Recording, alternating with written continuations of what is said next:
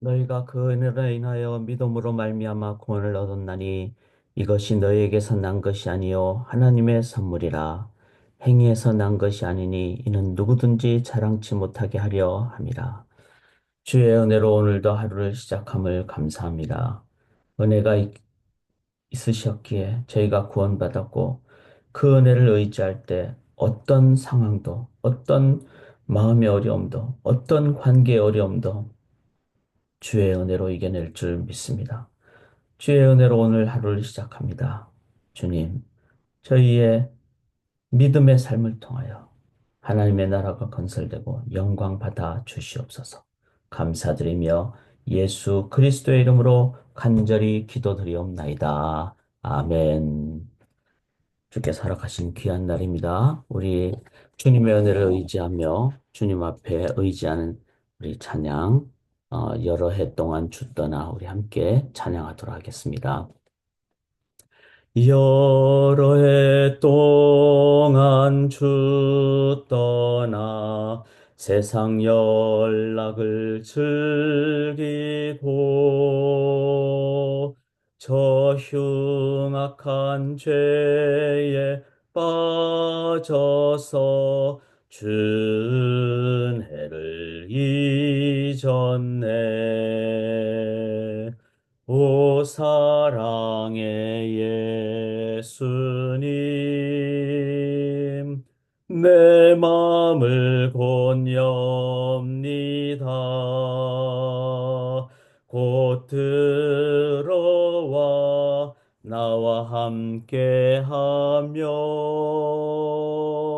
내 생명이 되소서. 죄악에 죽을 인생을 심히 불쌍히 여기사 저 하늘의 영광 버리고 이 세상에 오셨네. 오 사랑의 예수님, 내 마음을 곧 엽니다. 곧 들어와 나와 함께 하며 내 생명이 되소서. 홍포를 입은 구주는 가시면류관 쓰시고 저 십자가 높이 달리사 그 아픔을 참았네. 오 사랑의 예수님, 내 마음을 곧 엽니다. 곧 들어와 나와 함께 하며 내 생명이 되소서. 미련한 우리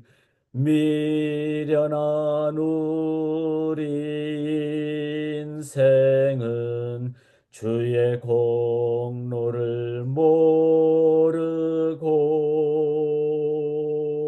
그 쓸쓸한 사막 가운데 늘 헤매고 다녔네.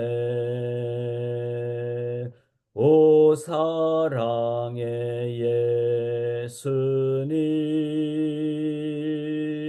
내 마음을 곧 엽니다. 곧 들어와 나와 함께 하며 내 생명이 되소서. 되소서.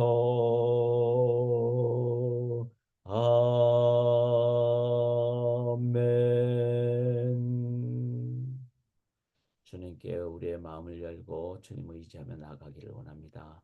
누가복음 오늘은 15장을 저희가 함께 나누겠습니다. 우리가 너무나 잘 아는 두 아들 그리고 아버지 비유가 되겠습니다.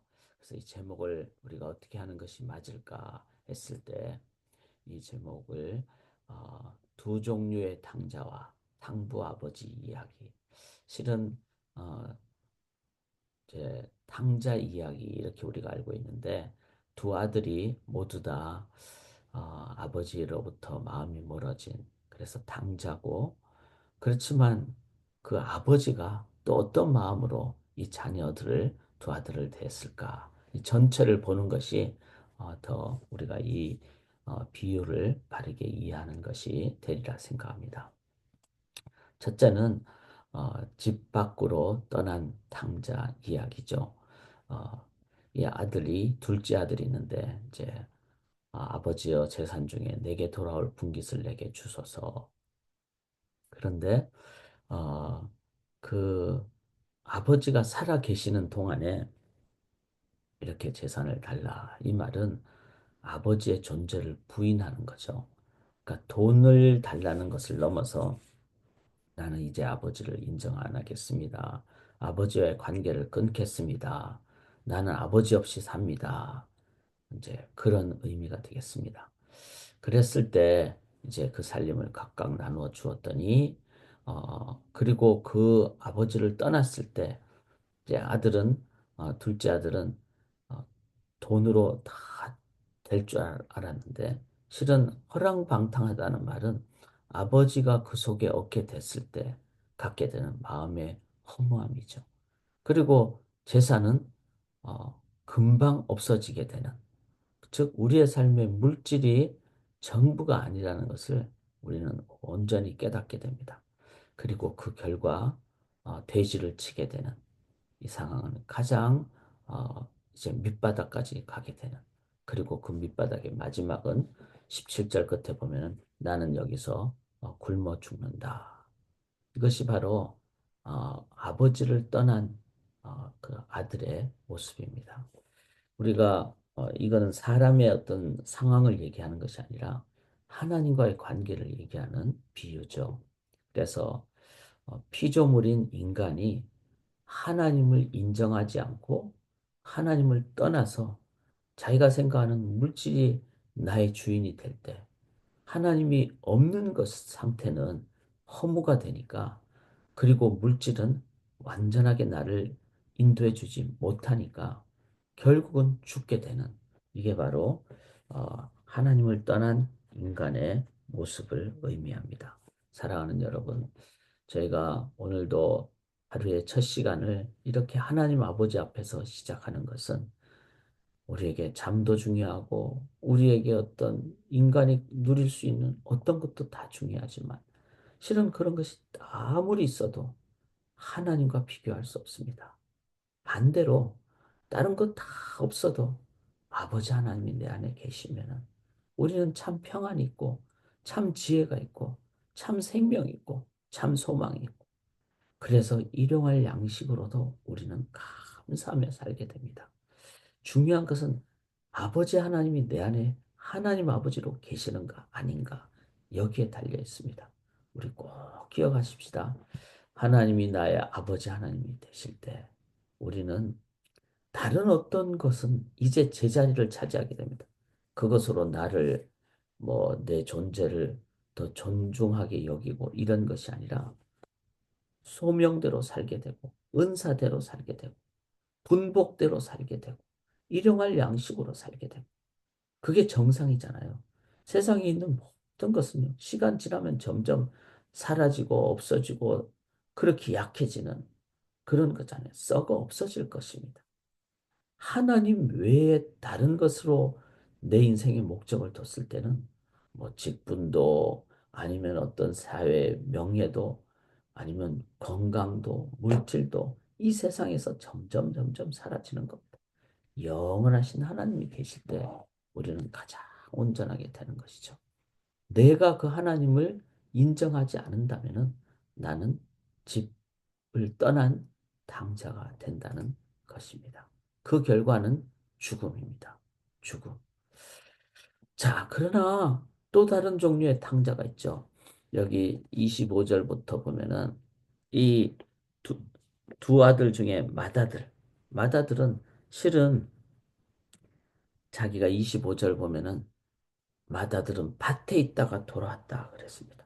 이 사람은 성실하게 자기 일을 열심히 하는 사람입니다. 29절에 보면은 이 아들은 아버지께 대답하여 이르되 내가 여러 해 아버지를 섬겼습니다. 명을 어김없이 살았습니다.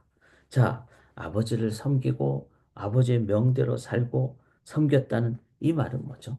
이거는 종교적인 생활을 했다는 거예요. 그러니까 신앙이 아니라 내가 뭐 예배도 드렸고 제사도 드렸고 나는 뭐 성경도 읽었고 기도도 했고 그런데 하나님 관계없이 나는 이런 일을 했다라는 것은 종교적인 생활이죠. 그래서 자기가 나는 열심히 살았습니다.